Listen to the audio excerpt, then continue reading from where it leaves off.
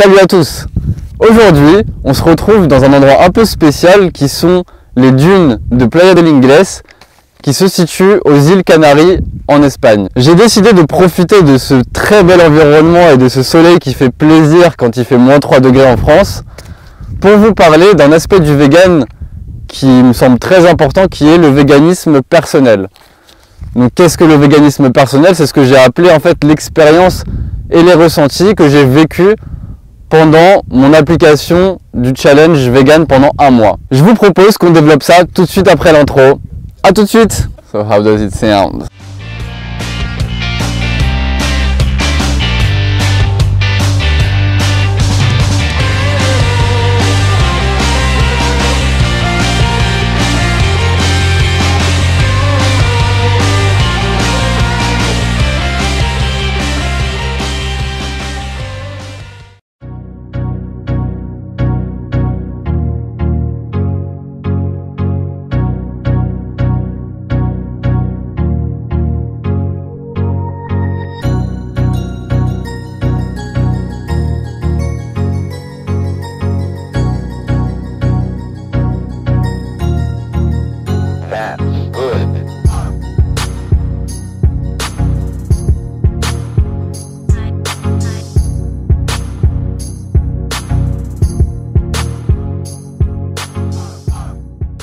Le premier point qui a été important pour moi de développer et que j'ai envie de souligner dans cette vidéo, c'est quand je me suis lancé dans ce challenge vegan d'un mois, j'ai dû d'abord prendre des responsabilités.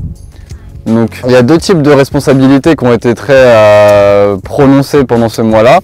La première, c'est la responsabilité de s'informer. Je commence un régime alimentaire que je ne connais pas et la première chose que j'ai dû faire, c'est de voir déjà qu'est-ce que je peux manger ou pas. Donc première responsabilité d'information, quels sont les aliments qui sont compatibles avec le régime que j'ai envie de tester et quels sont ceux qui ne le sont pas. Et ensuite, une fois que j'ai défini le début, il a aussi fallu que je m'informe sur quelle est la bonne manière en fait de consommer ces aliments et de garder aussi les bénéfices d'un régime omnivore. Donc par exemple, il faut adapter la ration de protéines, etc. au régime vegan. Une fois que vous êtes informé de la bonne manière et que vous savez qu'est-ce que vous pouvez manger, ce que vous ne pouvez pas manger et comment bien le manger, il y a maintenant la responsabilité de respecter son engagement qui rentre en compte. Donc respecter son engagement, c'est la responsabilité de ne pas céder à la tentation. Donc voilà, se dire je ne peux pas manger de fromage, je ne le fais pas. Et ensuite, au-delà de ne pas céder à la tentation, il faut aussi prendre les mesures nécessaires pour bien réaliser ce challenge. Donc si vous avez peur de céder à la tentation, c'est votre responsabilité de ne pas trop vous y exposer. Le deuxième point que j'ai dû développer aussi quand j'ai commencé mon challenge vegan, c'est l'adaptation. Donc c'est un régime qui est nouveau et du coup il faut s'adapter à plein de choses différentes. Et je l'ai vécu de deux manières qui sont plutôt complémentaires d'après moi. En premier, c'est ce besoin de rester à l'aise.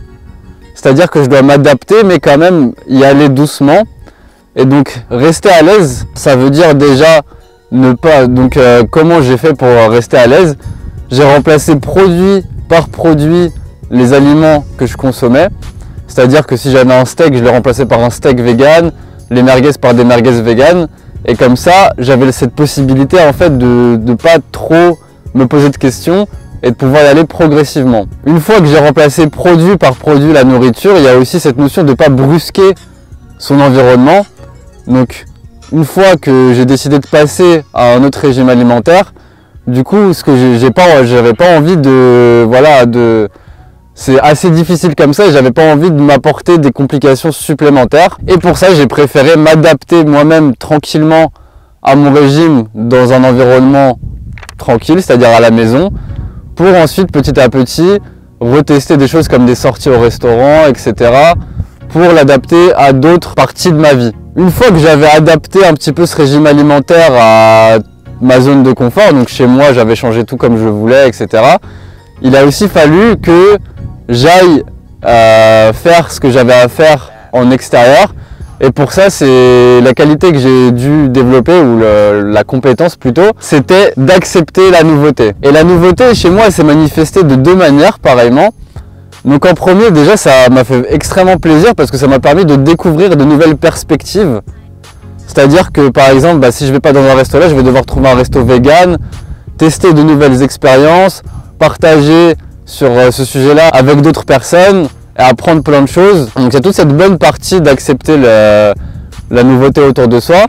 Et il y a aussi la partie un petit peu plus délicate, parce que c'est celle des sacrifices. Il faut aussi accepter de mettre un terme à des pratiques qu'on avait vraiment l'habitude de faire et qui étaient ancrées en nous. C'est donc les deux points principaux que j'ai pu expérimenter. Et je suis pas entré exprès dans tout ce qui était vraiment détaillé, donc qu'est-ce que vous devez manger exclusivement, quel menu, etc. Parce que bon, en un mois, j'ai pas pu définir ça. Mais déjà, j'ai cette satisfaction de savoir que ce challenge m'a servi à quelque chose, c'est-à-dire prendre conscience des responsabilités que implique un changement dans ma vie, ainsi que développer ma capacité à m'adapter à de nouvelles situations avec ses bons et ses mauvais côtés. C'est donc ce que je voulais exprimer sur le véganisme personnel. Je pense que ça suffira pour aujourd'hui et on se retrouve la semaine prochaine pour le véganisme collectif qui va traiter donc du passage d'un régime omnivore à un régime végétalien avec les autres, et donc qu'est-ce que ça va changer, qu'est-ce que ça a changé dans mon rapport avec la société. Je vous fais donc des gros bisous et je vous dis à la semaine prochaine. Moi, je vais profiter de ce paysage et de ce beau soleil en attendant. Ciao!